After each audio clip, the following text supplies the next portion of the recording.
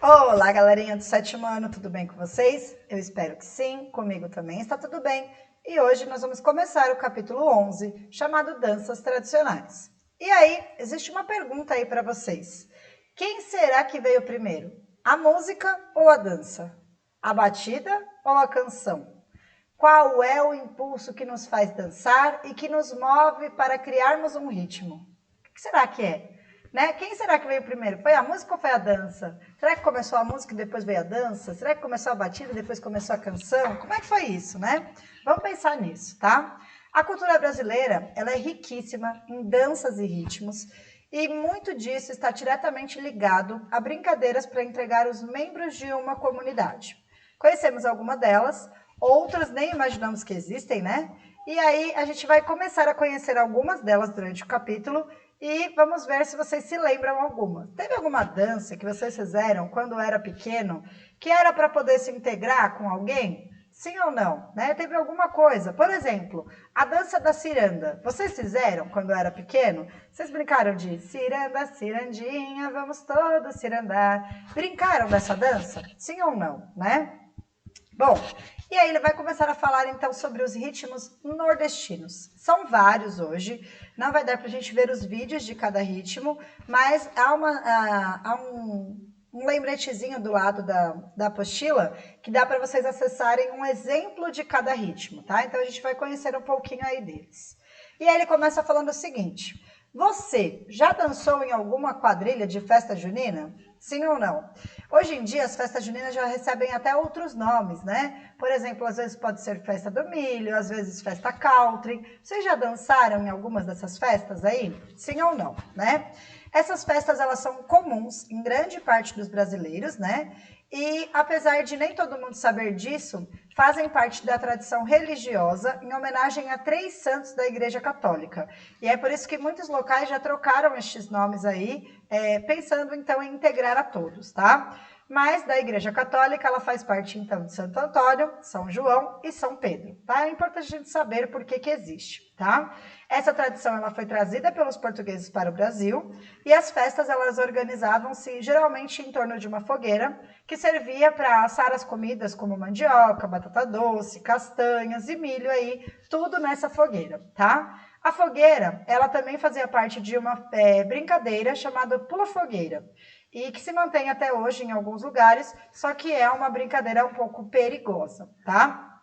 Tem até uma música que faz pula fogueira, ia, ia, pula fogueira, ioiô, cuidado para não se queimar. Então, a gente tem que ter esse cuidado aí quando brinca de pula fogueira, tá? É em volta dela, então, que as pessoas costumam dançar a quadrilha, composta geralmente por casais, que representam um casamento caipira. Mas já há várias releituras sobre as quadrilhas e que não necessariamente precisa ser feita por um casal. Pode ser feito por 2 meninas, por 2 meninos, não há problema hoje em dia, tá? Bom, vamos conhecer alguns dos ritmos aí. O primeiro, que eu acredito que todos vocês conheçam, é o forró, tá? Além das músicas para quadrilha, há outros ritmos relacionados à festa junina, como o arrastapé, o chachado, o baião, o shot e o forró. Nós vamos conhecer alguns deles, tá? Na realidade, eles são ritmos que tiveram a mesma origem e por isso que eles é comum eles serem confundidos, né, e chamados indistintamente de forró. E eles foram se configurando até adquirirem características próprias. Então a gente vai ver que cada um dos ritmos tem características próprias aí, tá? Apesar de haver uma história popular que conta que a palavra origem, que originou a palavra forró, né, vem do inglês for all, por conta de uma festa promovida para todas as pessoas, de uma comunidade de trabalhadores do Nordeste, essa versão ela não tem confirmação histórica e a gente vai ter outras versões aí sobre esta palavra, tá? A palavra forró, na verdade, ela vem de forrobodó, que por sua vez era um termo empregado então para danças populares em Pernambuco do século XIX. Forrobodó vem do galego-português fordobó, que é uma adaptação de forche bordon, termo em francês para designar uma forma de harmonia musical do período do Renascimento. Forró-bodó foi também o nome dado a uma peça de teatro musical de 1912 que contava com músicas da compositora Chiquinha Gonzaga. Vocês já devem ter ouvido falar sobre ela, tá? O que também estabeleceu o termo com uma grande mistura de coisas, um baile de povos, tá? Do povo aí. Então, a gente tem um pedacinho de uma música composta pela Chiquinha Gonzaga que fala o seguinte: forró bodó de maçada, gostoso como ele só, é tão bom como a cocada e é melhor que pão de ló, tá? Então, ela usa diversos termos aí que geralmente são utilizados lá no Nordeste, né? Para poder falar sobre o forró bodó, tá? Bom, o arrastapé, né? Como é que é arrastapé? Então, por exemplo, eu, professora Miriam, já escutei, olha, vou num forró arrastapé. Então, eles meio que se misturam, eles meio que têm características diferentes aí, mas eles são tudo muito parecidos, tá? O arrastapé, ele é uma das danças tradicionais do forró, e ele tem esse nome justamente porque as pessoas arrastam os pés para fazer a dança, tá? Ele também é chamado de bate-chinela, vocês já devem ter escutado falar, e ele é outro de seus movimentos aí, tá? Nas festas juninas, este ritmo é velho e conhecido na maior parte do país, cantado ao som geralmente de uma sanfona e de um triângulo e uma zabumba, tá? Bom, o chachado, né? O chachado, ele foi a dança desenvolvida pelos cangaceiros nordestinos e uma forma de entretenimento para aliviar as tensões que viviam em suas atividades perigosas e principalmente para comemorar as suas vitórias, né? Então, ele é uma música dos cangaceiros, aí uma dança dos cangaceiros, né? Mas a principal proposta era de comemorar uma vitória aí. Nessa dança, inicialmente, só podiam participar homens, pois não existiam mulheres no cangaço, né? Que se enfileiravam para dançar, avançando o pé direito em movimentos laterais e puxando o pé esquerdo, que se movia deslizando aí. Esses movimentos que faziam as sandálias de couro se arrastarem contra o solo, faziam um som de chachá, o que teria dado então o nome a essa dança, chachado, tá?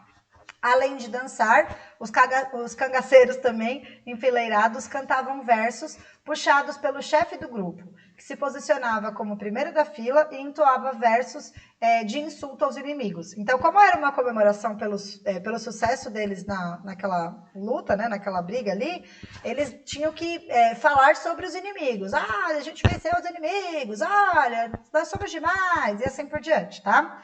Em comemoração pelo sucesso, então, das suas aventuras, ou como um lamento da morte de algum companheiro. Então, além de insultar os inimigos, quando alguém havia falecido ali daquele pessoal, eles também se lamentavam por conta disso, tá? Somente mais tarde, então, com a entrada da Maria Bonita, que vocês já devem ter estudado lá em História, né? E outras mulheres do grupo do cangaceiro Lampião, o chachado passou, então, a ter a participação feminina. Antes, dizia-se que o chachado era uma dança de cabra macho e que as damas dos cangaceiros, durante a dama, era sua arma, tá? Bom, o baião muito conhecido aí pelo Luiz Gonzaga, né? Então, ele ficou conhecido como um grande artista aí do baião.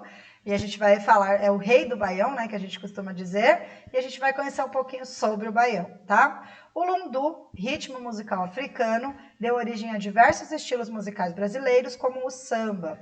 Ele também foi muito utilizado por Chiquinha Gonzaga, em suas composições, que misturavam ritmos da chamada alta cultura da época com uma música trazida pelos africanos escravizados. No sertão nordestino, o lundu chegou com o nome de baiano, tocado então de maneira diferente pelos violeiros.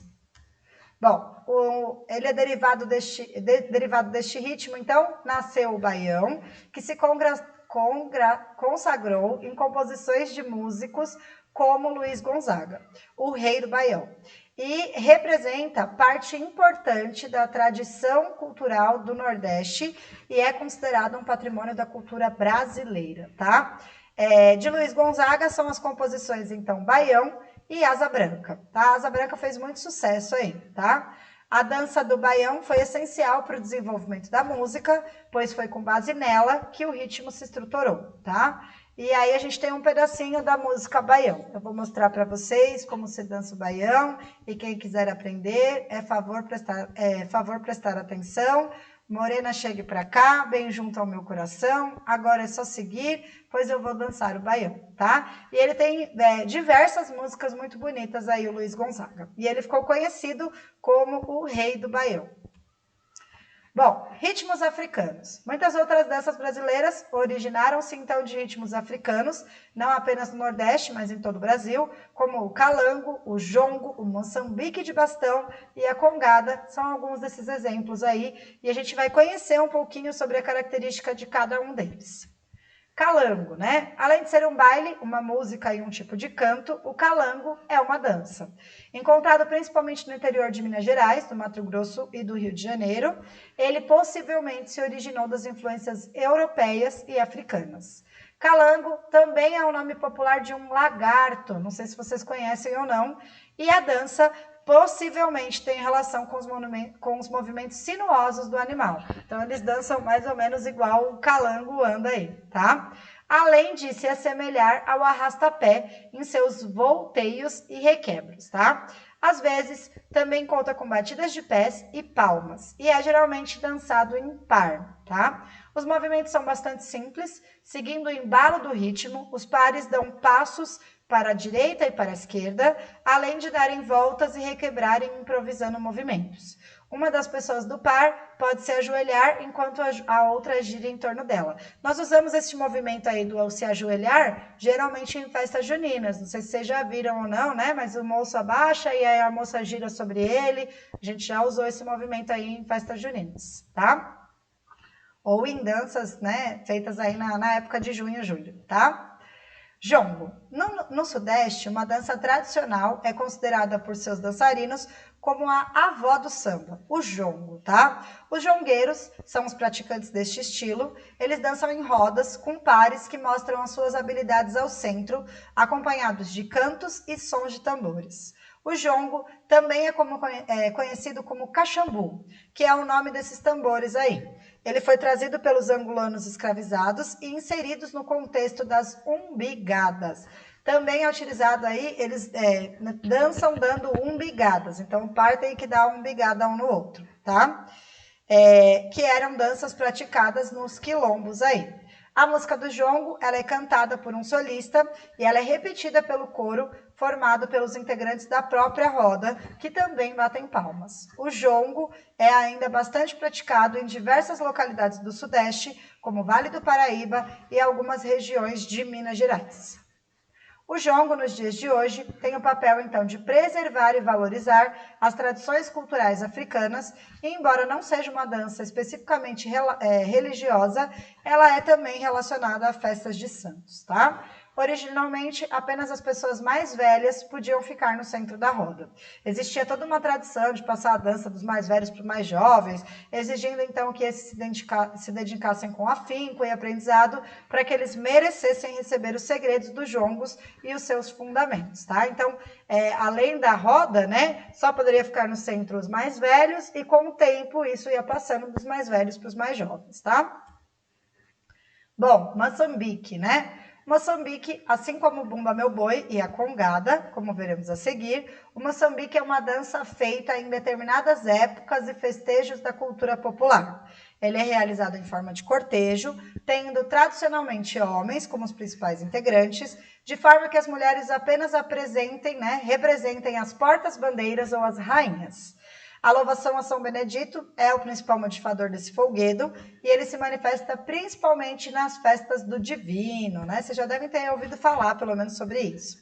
A dança também é conhecida como Moçambique de bastão, já que os seus principais participantes utilizam bastão para a coreografia, que executam em fileira, percutindo um nos outros e somando ritmo à música cantada, que também pode ser acompanhada de pandeiro, de sanfona, de chocalho e caixa clara.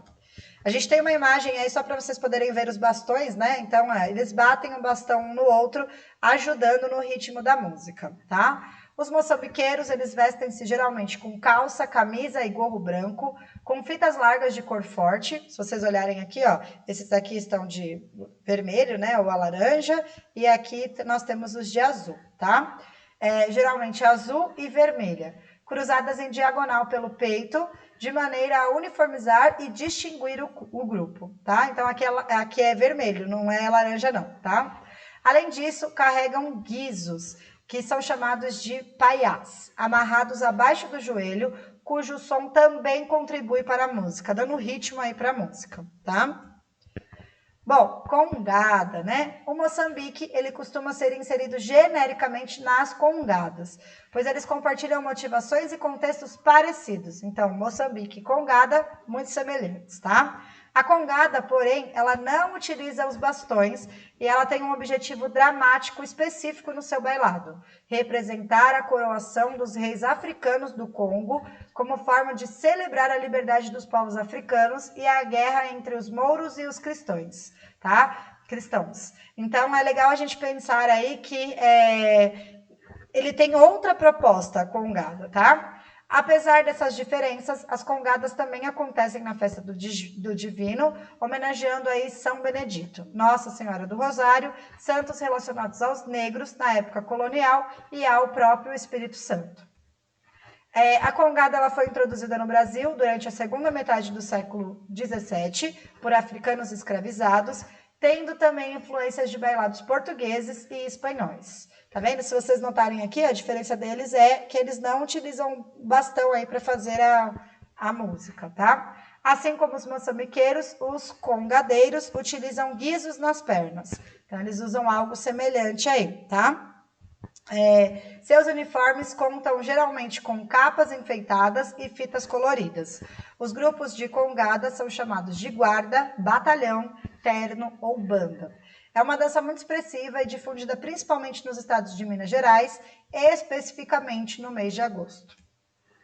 O maculelê. Maculelê também é considerado uma dança afro-indígena e o maculelê tem a sua origem, né, em concepções africanas e indígenas, partindo aí da ideia de que as culturas africanas, afro-brasileiras, indígenas e afro-indígenas vivem suas memórias e histórias a partir da oralidade, ou seja, é passado de um para o outro contando-se essa história, tá? Ou seja, mitos, histórias e acontecimentos contados oralmente, geralmente de geração para geração, né? Não é possível dizer com muita clareza qual é a origem dessa dança, mas a partir de suas histórias, né, de duas histórias, é possível observar a relação entre diferentes povos para a formação dela. O que diferencia o maculelê de alguns outros tipos de manifestações artísticas é o fato de seus movimentos serem usados em luta no período da época escravagista. Os escravizados faziam golpes usando pedaços de madeira para se defenderem aí dos escravizadores, tá? Com a morte de muitos dos mestres do maculelê, no início do século XX, essa manifestação, então, deixou de ser praticada, né? Mas, em 1943, Paulino Aloísio de Andrade, o mestre popó do maculelê, ele resgatou, então, as canções que ele aprendeu na infância e ele formou o grupo Conjunto de Maculelê de Santo Amaro, tá? Dentre os instrumentos utilizados, destacam-se os atabaques e a grimas, que são instrumentos que simulam aí uma luta entre duas pessoas, tá? Então ele tem características próprias aí, o maculelê. Bom, atividades da semana, vocês não vão precisar realizar aí na segunda-feira, vou deixar exclusivo para vocês poderem estudar. Nós vamos realizar essas atividades após a nossa avaliação no chat, tá? Então, o que vocês têm que fazer aí? As questões da página 206, exercício 1, 207, 456, para conferir página 209 toda. E nós temos um exercício prático, mas eu explico para vocês, então, depois lá no chat, na aula de terça-feira. Então, primeiro vocês vão realizar a avaliação e depois da avaliação, quando todo mundo tiver terminado, a gente inicia a confecção dos exercícios. Tá ok, galerinha? Bom, por hoje é só, sétimo ano. Um beijo no coração de vocês e até a nossa próxima videoaula. Beijo, beijo!